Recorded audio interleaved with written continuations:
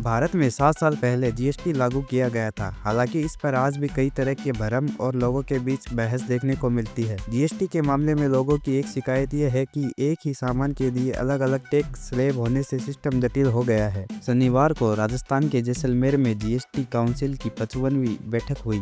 वित्त मंत्री निर्मला सीतारमण की अध्यक्षता में इस बैठक में कुछ टैक्स को सरल बनाने की सिफारिशें की गई, लेकिन टैक्स बहस का मुद्दा बन गया।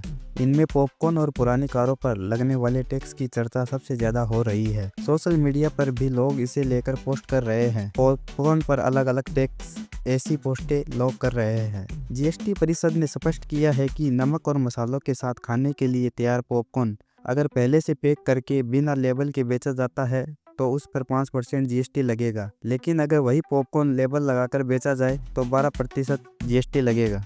इतना ही नहीं, काउंसिल ने स्पष्ट कर दिया है कि पॉपकॉर्न में चीनी मिलाने से इसकी श्रेणी बदल जाएगी और इसे कैरेमल पॉपकॉर्न माना जाएगा, जिससे इस पर टैक्स रेट बढ़कर 18% होगा। इस प्रकार भारत में 3 तरह के पॉपकॉर्न माने गए हैं: सादा, मसालेदार और भुना हुआ। इन पर जीएसटी दर 5% से 18% तक लगाया गया है। वित्त मंत्री निर्मला सीतारमण ने कहा, हम हर जीएसटी काउंसिल के बाद संवाददाता सम्मेलन करते हैं। टैक्स ऐसा विषय होता है जिसमें बहुत लेयर्स होते हैं। आंख बंद करके कोई टैक्स लगाते भी नहीं है और आंख बंद करके हटाते भी नहीं है। कृपया पूरा विषय समझने के बाद अपनी मीडिया में चलाइए। इसके बाद वित्त मंत्री ने पॉपकॉर्न की 3 तरीकों से बिक्री के बारे में जानकारी दी और उस पर लगने वाले टैक्स के बारे में बताया। इससे पहले जैसलमेर में हुई बैठक में फ्लेवर और पैकेजिंग के आधार पर पॉपकॉर्न पर जीएसटी की नई दरें निर्धारित की गई और इसे लेकर लगातार बहस छिड़ी हुई थी। लोग इसे लेकर तरह तरह के दावे कर रहे थे, जिसमें थिएटर के पॉपकॉर्न और रेडी पर बेचे जाने वाले पॉपकॉर्न की तुलना की जा रही थी। सोशल मीडिया पर भी इसे लेकर बहस छिड़ी हुई थी और फिर सरकार ने इस पर अपनी सफाई दी है। टैक्स के जानकार और चार्टेड अकाउंटेंट विकास कहते हैं, अगर आप